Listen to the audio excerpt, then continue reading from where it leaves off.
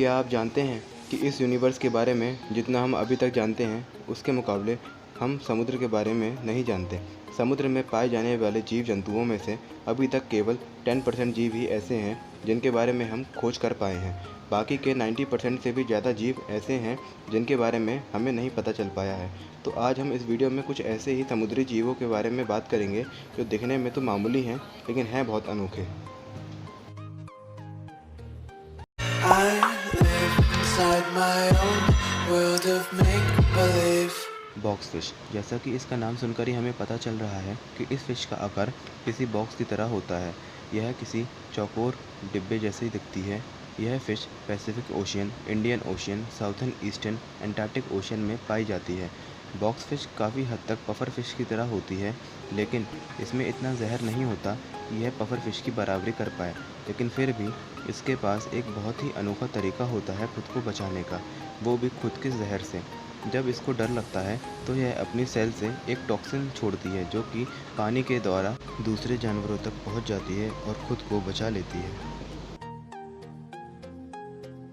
Royal starfish. Royal starfish starfish की एक species है जो कि वेस्टर्न एंटार्क्टिक ओशियन में पाई जाती है और यह देखने में बहुत ही खूबसूरत होती है, जो कि नीली और बैंगनी रंग की होती है और जिसमें नारंगी रंग का बॉर्डर होता है। इसके अलावा यह United State, East Coast, Mexico, Siberian sea में पाई जाती है।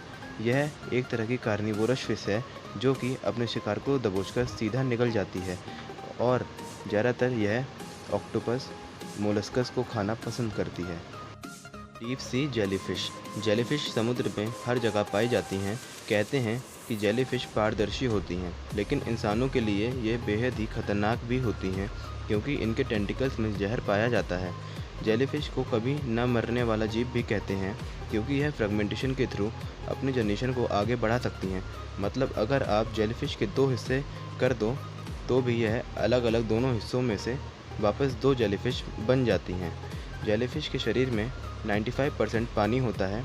अगर इन्हें धूप में रख दिया जाए तो यह भाप बन जाएंगी।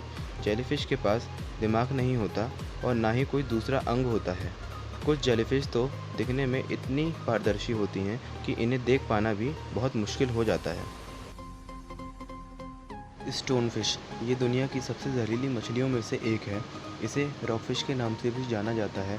स्टोनफिश इंडियन ओशियन और पैसिफिक ओशियन में सबसे ज़्यादा पाई जाती है।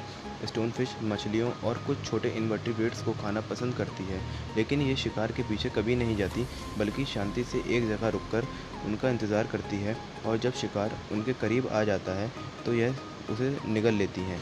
स्टोनफिश मिमिक्री भी करती हैं और यह अपने आसपास के वातावरण के हिसाब से अपने शरीर को ढाल लेती हैं।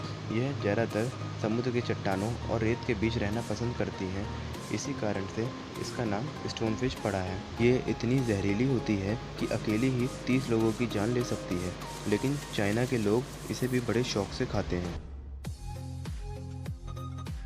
रिबन ईल, ये प्राणी देखने में बहुत ही खूबसूरत लगता है और यह बिल्कुल किसी पानी में तैर रहे रिबन की तरह लगता है। रिबन ईल की लाइफ साइकिल में 3 फेज़ होते हैं, जिसमें यह ना सिर्फ अपना कलर बदलता है बल्कि अपना जेंडर भी चेंज करता है। सबसे पहला फेज़ आता है ब्लैक फेज़। जब यह ब्लैक कलर के होते हैं तब इनका जेंडर डिफाइन नहीं हुआ होता और यह ज़िंदगी की शुरुआत ब्लैक फेज़ और जूनेबल फेज़ से करते हैं। सेकंड नंबर पे आता है ब्लू फेज़। जैसे जैसे यह बड़े होने लगते हैं वैसे वैसे इनका कलर बदलने लगता है और यह ब्लू कलर के दिखने लगते हैं। ये मेल में कन्वर्ट होने लगते हैं। पूरी तरह मेल में बदलने के बाद आखिरी स्टेज आती है जिसका नाम है येलो फेज़। ये फेज़ इनका फीमेल फेज़ होता है, जिसमें ये मेल से फीमेल में बदलना शुरू हो जाते हैं और इस स्टेज में ये अंडे देने के लायक हो जाते हैं। ब्लू रिंग्ड ऑक्टोपस, यह ऑक्टोपस प्रशांत और हिंद महासागर की गहराइयों में पाया जाता है और यह भी बड़ा जहरीला जानवर है। खतरा महसूस होने पर इसके शरीर के गोल निशान नीले हो जाते हैं और चमकने लगते हैं। इस ऑक्टोपस में 2 प्रकार के जहर पाए जाते हैं।